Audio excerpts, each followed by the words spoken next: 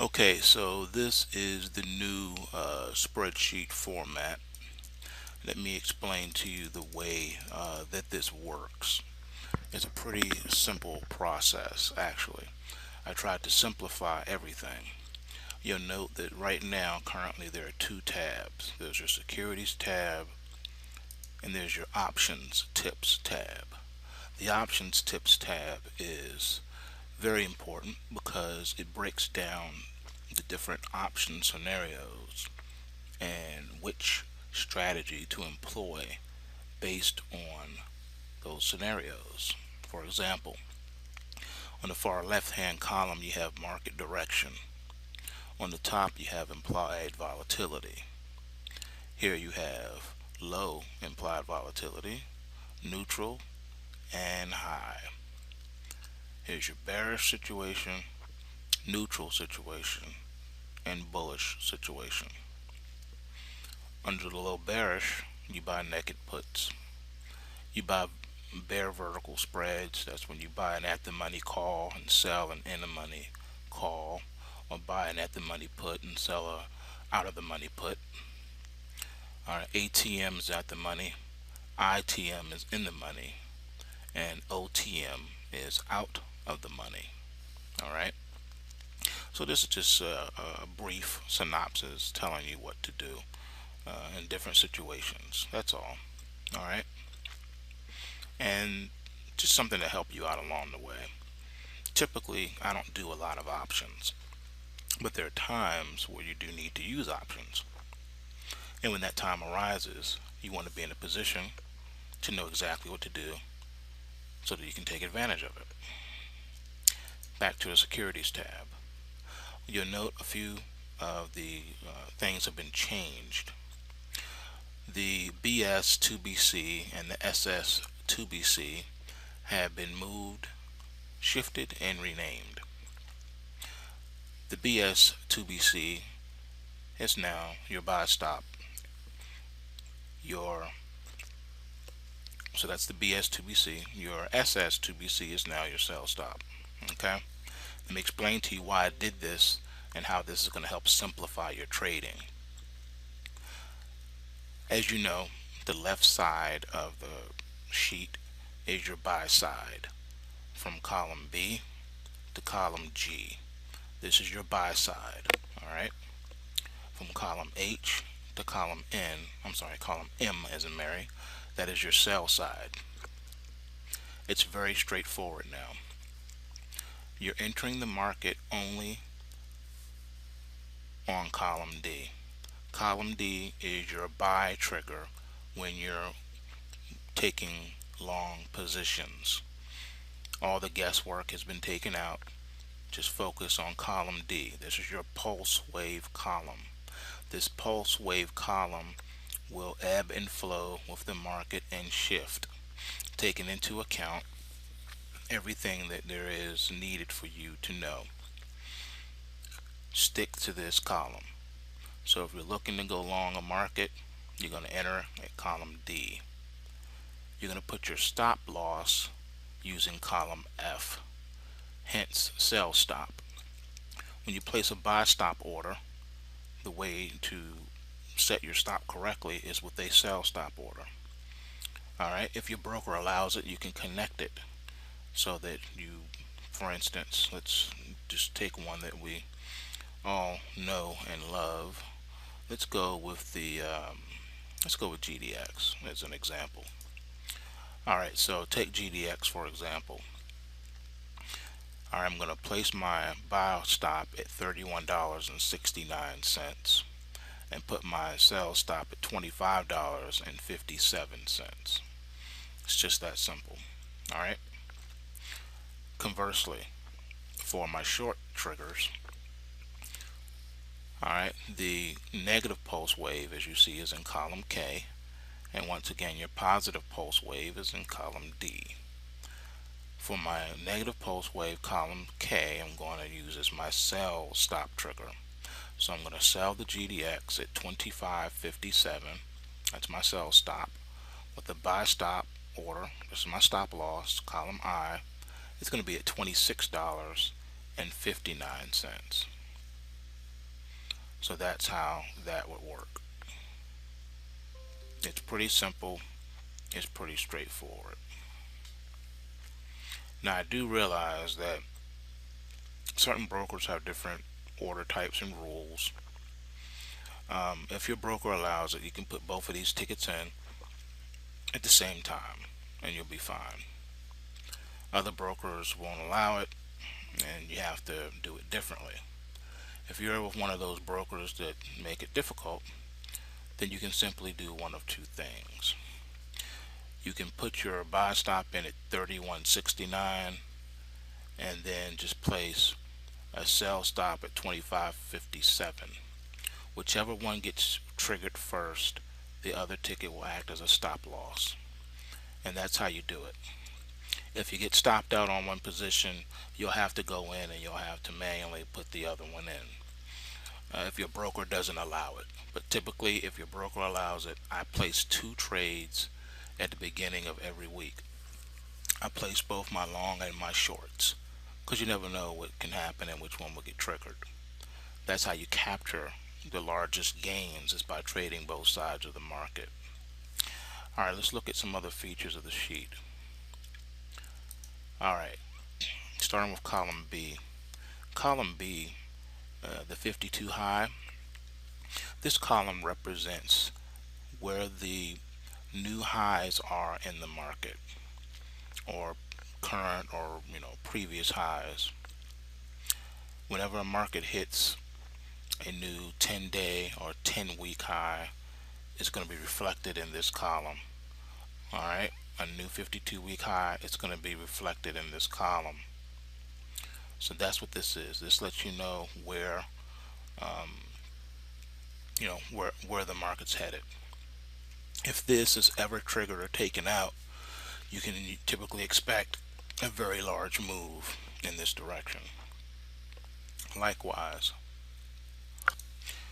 on your 52 low, again, if the market is hitting new 10-day highs, 10-week highs, new 52-week, new 10-day lows, 10-week lows, or 52-week lows, it's going to be reflected in this column here, letting you know where those lows are.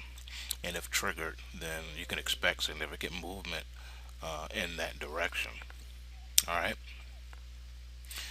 let's go to column C, which is your trend line resistance. Column L is your trend line support.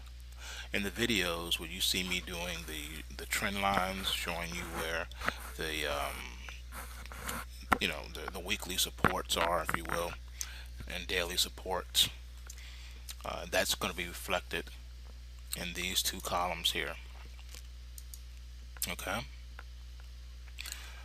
typically, if triggered, you can expect significant movement in the direction of the trend.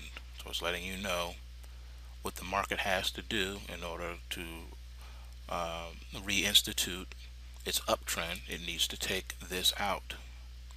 Alright, conversely, to continue with a downtrend, the market needs to take this out. Now, when you see a 0 represented in column C or column L, it means the market is pulse waving. If you see a 0, for instance, you see one in FXA right here, you see it's a 0, that's because the market's pulse waving. That means you have a positive pulse wave. The market is trending higher. Alright, conversely, look at ticker symbol FSM. You can see that this one has a 0 under the trend line support, which means it is negatively pulse waving. So it's pulse waving negative right now, which means it's trending down. Prices are moving lower. Alright, that's what all this represents right here. That's what that's letting you know. Okay, alright, we've already covered your pulse waves, which is column D and column K. This is your positive pulse wave column. This is your negative pulse wave column. Column E and column J are your momentum readings. This is where you see your alerts, rally alerts and crash alerts. Rally alerts are going to be accompanied by a 911. 911 is a rally alert in this column, or a crash alert if it appears in this column. Also, a 411 alert. A 411 alert is labeled as such just to separate the different type of signals that you're getting. Typically, a 911 alert is a very powerful alert because for whatever reason it's showing that there's a rally or crash coming in the market. A 411 alert is similar in that it also points to rally and crash alerts, but it's just coded in a different way because it's picking up a different type of reason or within the price action.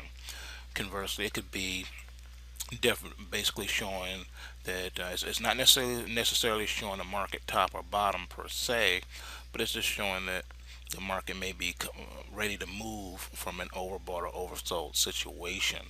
That's what your 411s are. So another way to look at the 411 is with an indicator called the pulse scan, the pulse scan swing VIX. The 411 is actually the system readout of the pulse scan swing VIX. A positive swing VIX is a reading of 411. A negative swing VIX is a reading of 411 in this column. Alright, so those 411s are what I like to call bot checks because it shows that, like I said, the market is showing that it's ready to move from an overbought or oversold state. So if you see a 411 in this column, market's ready to move from an oversold state. A 411 in this column means the market's ready to move from an overbought state. All right. A 911 is just a rally alert. It's saying that there's something going on in the price action and you can expect a rally to come. Likewise, a 911 here, something's going on in the price action and you can expect a crash. So those are the differences between the two alerts. Okay, 911 alert is a rally crash alert. 411 alert excuse me, is a positive or negative swing VIX showing that the market is ready to move from an overbought or oversold state. Alright, there's another code I had in the system, 311, and that was for swing trades, letting you know that a swing trade signal was in the work. I have taken that part out because I noticed we were getting some coding issues where some of the security, weren't coming up, and that was due to some kind of schematic within the price data. So I'm going to get to that further in a second. All right, going to column F. Column F is your sell stop. We talked about that. This column F is your sell stop or your SS2BC from before. And here in column I is your BS2BC or buy stop. Alright, this buy stop is for all selling short positions. The sell stop is for all long positions. Columns G and columns H. Column G is your uptrend column. Column H is your downtrend column.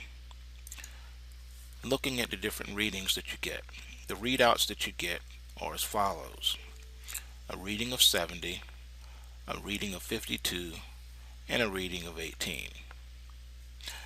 A reading of 70 is a strong trend. It means the market is moving in a powerful trend. The trend is locked in, all right, with momentum. Okay. Typically, in a reading of 70 market, you're going to find yourself not only buying pullbacks, but you're going to just be really just nailing it, hanging in there with the trend. A reading of 52 means that the market is still in a trend. If it's in this uptrend, it means it's still in an uptrend. If it's in this column, it's in a downtrend. But it means that the market is in correction mode or in retracement mode. All right, the trend is still intact, but the market is, giving back. So on the bull side of things, let's go to this one here. Let's go to Gold Corp, ticker symbol GG. This has a reading of 52. So the bull trend is still intact, but the market is correcting.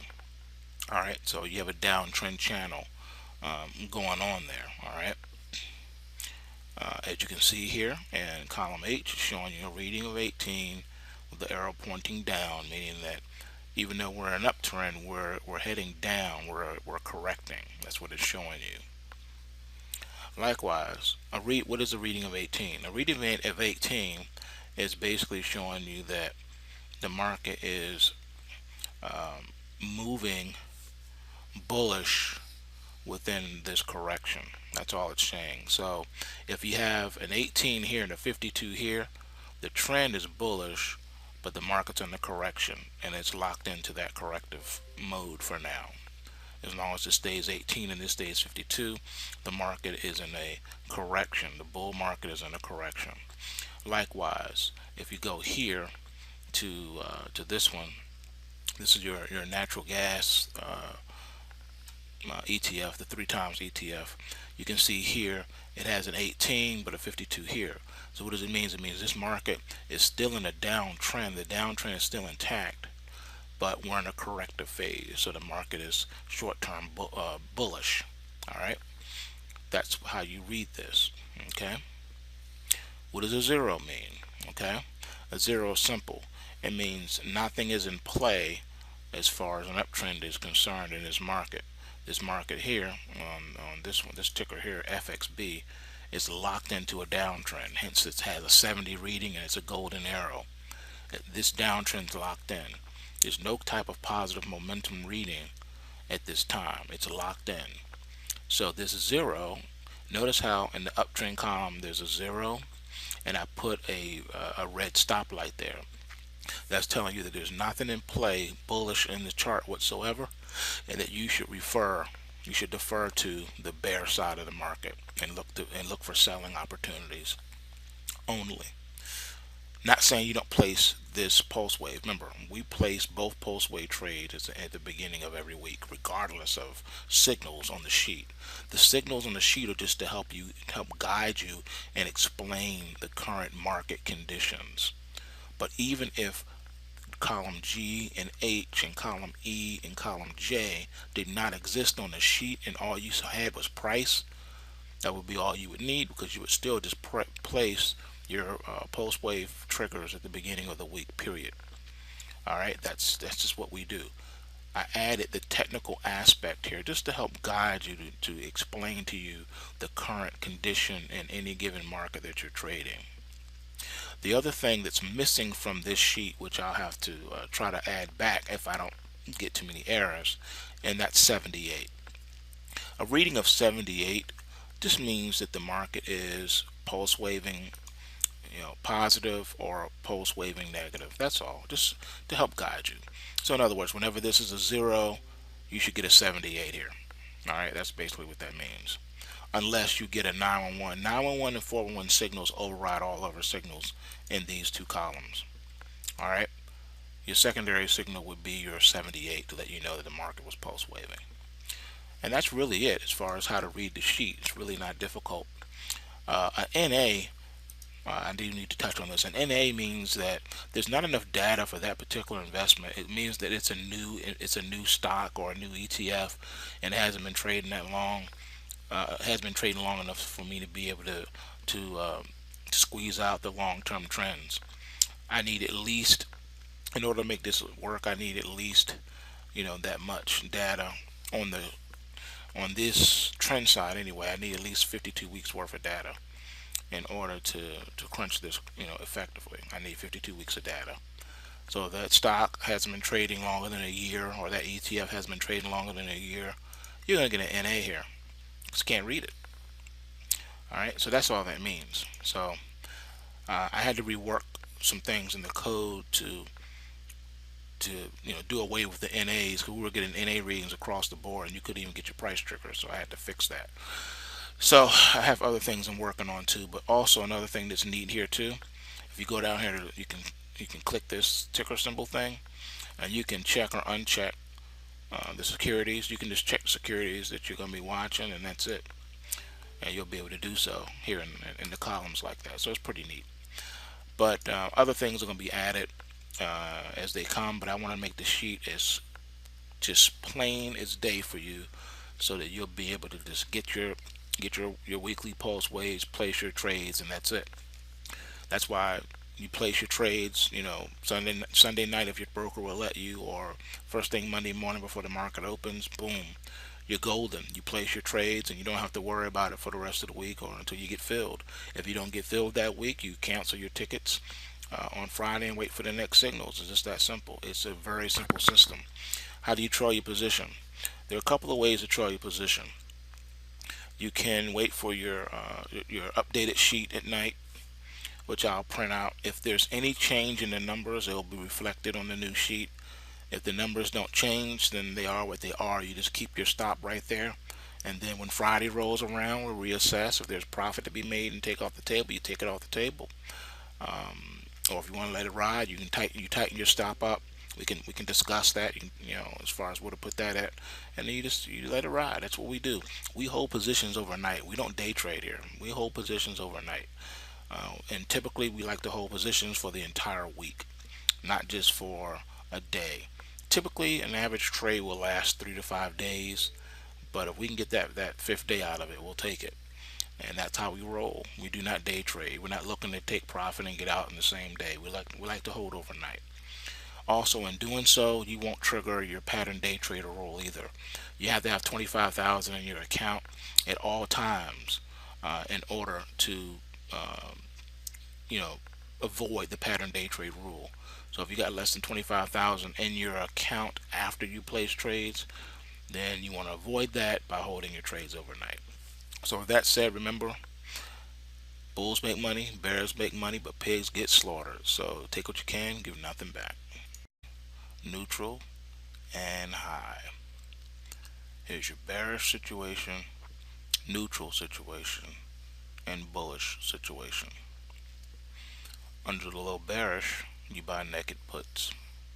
You buy bear vertical spreads. That's when you buy an at the money call and sell an in the money call, or buy an at the money put and sell a out of the money put. All right, ATM is at the money, ITM is in the money, and OTM is out of the money. All right.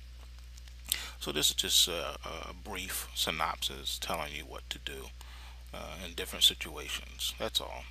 All right. And just something to help you out along the way. Typically, I don't do a lot of options, but there are times which tab is very important because it breaks down the different option scenarios and which strategy to employ based on those scenarios. For example, on the far left hand column you have market direction. On the top you have implied volatility. Here you have low implied volatility. Okay, so this is the new spreadsheet format.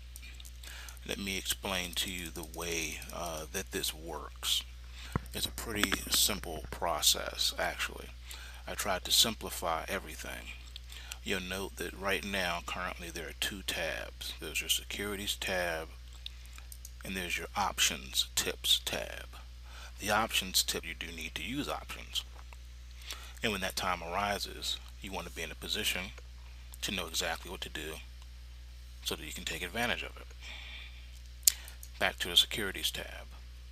You'll note a few of the things have been changed. The BS2BC and the SS2BC have been moved